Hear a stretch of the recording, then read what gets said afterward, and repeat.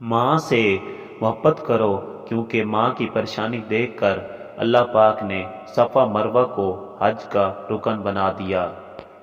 ایک دن آئے گا جب سب کچھ ٹھیک ہو چکا ہوگا، آپ پیچھے مڑ کر دیکھیں گے تو ایک لمحے کے لیے سوچیں گے اور خود سے کہیں گے میں بلا وجہ ایسے پریشان تھا۔ یہ وہی وقت ہے پریشان ہونا چھوڑ دیجئے، سب ٹھیک ہو جانے والا ہے انشاءاللہ۔ لوگوں کے خوف سے حق کی بات کہنے سے نہ ڈرو، کیونکہ نہ کوئی موت قریب کر سکتا ہے اور نہ کوئی آپ کا رزق چھین سکتا ہے سوائے اللہ کے۔ کسی کی وحشت اور تنہائی کو دور کرنا بھی نیکی ہے۔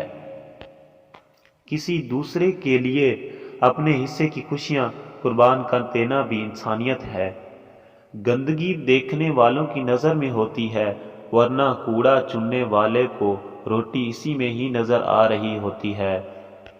رب سے تعلق ہی سکون دیتا ہے، لوگوں سے تعلق اذیت دیتا ہے، اسی لیے اپنے رب سے تعلق مضبوط کر لو۔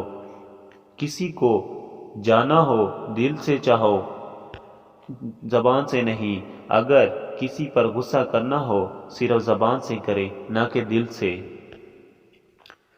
رشوت انسان کو، توبہ گناہ کو، غیبت مال کو، نیکی بدی کو، غصہ عقل کو اور صدقہ بلا کو کھا جاتا ہے۔ نزدیک ترین آنے والی آوازوں میں سے قریب ترین آواز ضمیر کی ہے، جو بہت سے کم لوگوں کو سنائی دیتی ہے۔ آپ کا بڑا سرمایہ وہ لوگ ہیں جو آپ کی غیر موجودگی میں اپنے رب سے آپ کے لیے خیر کی دعائیں مانگتے ہیں۔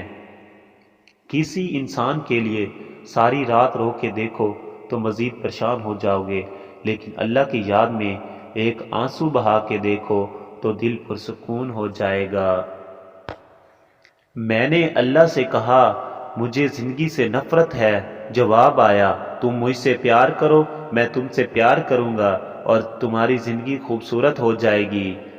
ہمارا تعلق ایسے معاشرے سے ہے جہاں اختلاف رکھو تو بدتمیزی ہو جاتی ہے اور سچ بولو تو بے ادبی ہو جاتی ہے اور کچھ بھی نہ بولو تو منافقت ہو جاتی ہے۔